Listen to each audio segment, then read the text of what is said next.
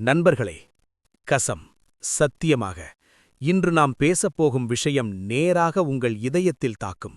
ஏனென்றால் இது ஒரு கதையில்லை. இது நீங்கள் தினமும் வாழும் உண்மை, நீங்கள் தினமும் உணரும் உண்மை, ஆனால் யாரிடமும் சொல்ல முடியாத உண்மை.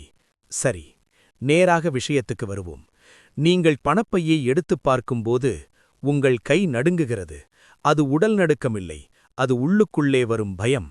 பெட்ரோல் பம்பில் மீட்டர் ஓட ஓட பார்த்துக்கொண்டே உள்ளுக்குள்ளே கணக்கு போடும் அந்த பயம்.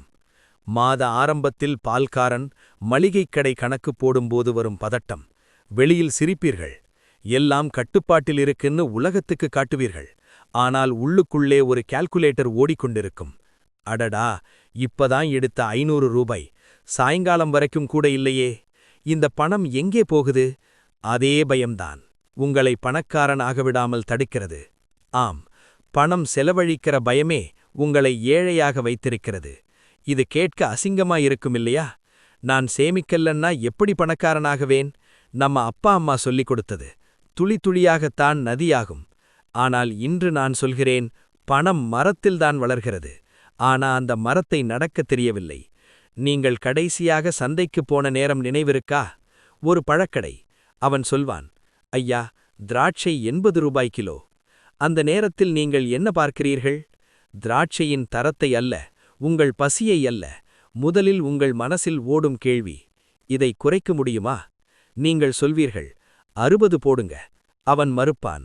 பிறகு 70 போடுங்க. அவன் ஒத்துக்கொண்டதும் உங்களுக்கு ஒரு வெற்றி உணர்வு. வீட்டுக்குப் போய் பெருமையா சொல்வீர்கள், 80 கேட்டா நான் 70க்கு வாங்கிட்டேன்னு. ஆனால் நான் கேட்கிறேன், அந்த 10 ரூபாய் சேமிக்கிற முயற்சியில் உங்கள் வைப்ரேஷன் என்ன ஆனது? நீங்கள் உங்களுக்குள் என்ன சொல்லிக் கொண்டீர்கள்? எனக்கு பணம் குறைவு. இந்த குறைவு உணர்வுதான் உங்கள் எதிர்கால செல்வத்தை சாப்பிடும் தீமி. உண்மையிலேயே பணக்காரர்கள் எப்படி இருப்பார்கள் தெரியுமா? அவர்கள் பில் பார்த்து முகம் சுளிக்க மாட்டார்கள். 10 ரூபாய் கூடுதலா வாங்கிட்டாங்கன்னு கவலைப்பட மாட்டார்கள். அவர்கள் கார்டு ஸ்வைப் பண்ணி நடந்து போய்விடுவார்கள். நீங்கள் நினைப்பீர்கள், அவர்களுக்கு பணம் அதிகம் அதனால். ஆனால் புத்தர் சொல்வது, அவர்களுக்கு பணம் அதிகம் இருப்பது அவர்கள் அப்படி செய்கிறதால்தான். பணம் ஒரு எனர்ஜி. எனர்ஜி என்றால் ஃப்ளோ ஆக வேண்டும். நீங்கள் அதை இறுக்கி பிடித்தால் அது விரல்களுக்கு நடுவே வழுக்கிப் போய்விடும். ஆனா கை திறந்தால் அது அமைதியாக தங்கியிருக்கும். ஒரு உதாரணம், உங்கள் குடும்பத்தில் ஒரு பெரியவர் இருப்பார். அவர் எப்போதும் திறந்த மனசோடு செலவழிப்பார். ரிக்ஷாவுக்கு 10 ரூபாய் கூடுதலா கொடுப்பார். ஒரு குழந்தைக்கு டாஃபி வாங்கி தருவார். விருந்தினர் வந்தால் சாப்பிட்டு போங்கன்னு அன்போடு நடத்துவார். நாம் நினைப்போம், இவன் பைத்தியமா?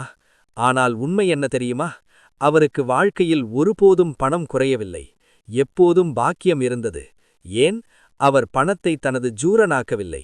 அவர் பணத்தை தனது சேவகனாக்கினார்.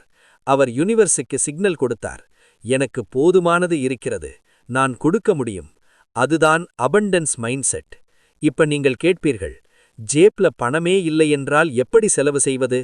நான் சொல்வது, சூதாடுங்கள் என்றல்ல, அவசரமாக வீணாக வாங்குங்கள் என்றல்ல.